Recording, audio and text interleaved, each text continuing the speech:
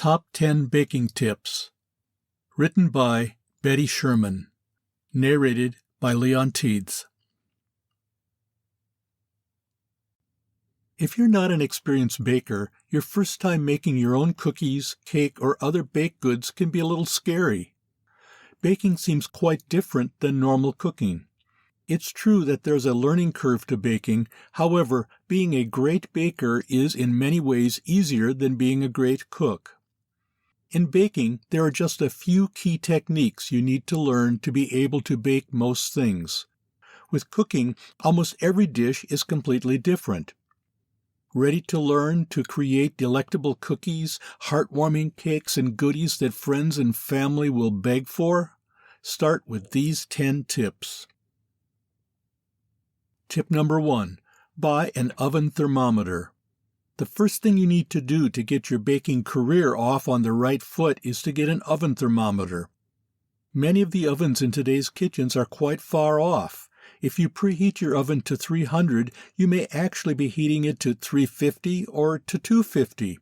That's a very dramatic difference that will result in a dramatically different cake at the end of the day. When you're following a recipe, you don't want variances in heat to get in the way. Don't trust your oven's temperature dials. Get an oven thermometer. They're very inexpensive and will make your life a whole lot easier. Note, don't get the single-use turkey baking kind. Get a sturdy oven thermometer you can use over and over again. Tip number 2. Get all your ingredients in one place. This is advice you commonly see in cookbooks and recipes. It's so common, in fact, that many people start to ignore it. With baking, however, this is a crucial step. Beginning bakers will often forget one or two ingredients their first time along. In baking, timing is everything. If you suddenly realize you don't have an important ingredient the moment you need it, the whole batch could be ruined. Don't leave your ingredients up to chance. Get everything in one place before you start.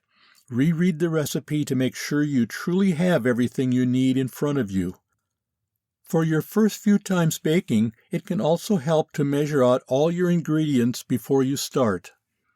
That way, you can focus on baking instead of measuring ingredients once you've begun. Tip number 3. Recipe study and mental run-throughs. The first time you cook a specific recipe, make it a point to read and reread the recipe until it feels like second nature to you.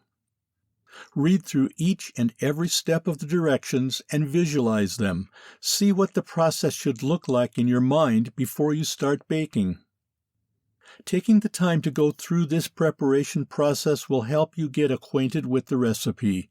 You'll be able to move a lot quicker once your recipe is ingrained in your mind, as opposed to having to constantly reread passages as you bake. Tip number 4. Use baking sheet lining. Line baking sheets on your kitchen counter where you'll be placing your cutting board and ingredients. This helps flour from getting all over the place. Line your baking sheets to help prevent cookies from sticking. Use lining generously throughout the baking process. You'll make much less of a mess, need less time for cleanup, and your baked goods will come out better. Tip number 5. Don't overmix. In recipes, you'll often find the phrase, "don't overmix." What does that actually mean? In the last phase of making cake batter or cookie dough, you combine the dry ingredients, such as flour, with the wet ingredients, such as milk or eggs. As soon as this happens, the flour starts to bind with the rest of the ingredients and the dough starts to form. Mixing helps this process happen. However, if you mix the dough too much, the bond will get too strong. The cookie dough will grow tough, which will result in hard-to-chew cookies or brittle and dry cakes. So, what's the right amount of time to spend mixing? Mix only until the texture of the dough or batter is even. As soon as you can't see flour anymore, stop mixing. Tip number 6. Measure ingredients exactly. Don't just add a pinch of sugar or a generous amount of milk. When you split the dough in half, don't just eyeball it. Remember that baking is really a deliberate chemical reaction. If you want to get the same chemical reaction that another baker got, you need to use the same amount of base chemicals. In other words, your ingredients need to be exact. Yes, seasoned bakers can just eye it and cook up fantastic meals. For beginning bakers who are following recipes, however, exact measurements are crucial. Don't use imprecise measurements until you've baked what you're baking a few times. Tip number 7. Don't confuse baking powder with baking soda. In normal cooking, it's not unusual to substitute one item for another. Ran out of garlic? Throw in some onions or ginger to give it some spice. In baking, however, some items simply shouldn't be switched out for others. Baking powder and baking soda are two such items. These are two very different mixtures that shouldn't be changed for one another.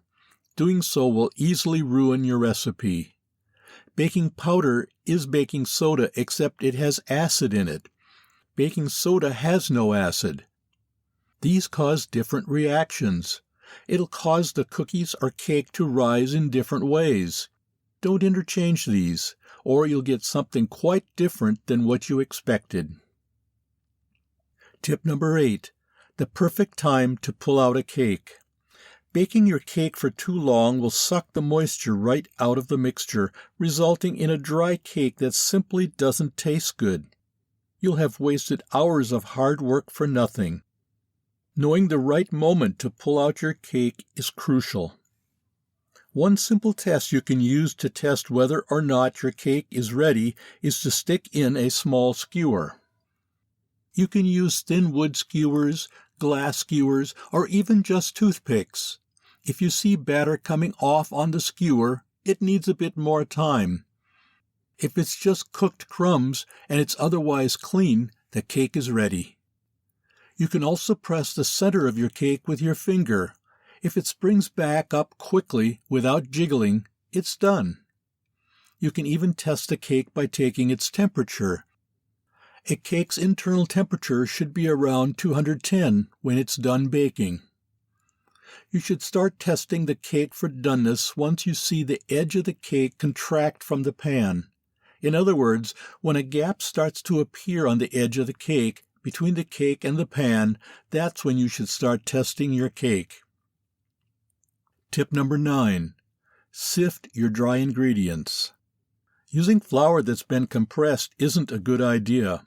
It lumps together and creates a denser texture. Sifted flour, on the other hand, is airier and makes for better cookies. The same goes for other dry ingredients like baking powder, baking soda, and cacao. Don't think that just because you bought pre-sifted flour that you don't need to do any sifting. Flour has very small molecules and gets compressed very easily. Even pre-sifted flour can compact itself and get clumped up again. Make it a habit to sift your dry ingredients before you do any baking. Tip number 10.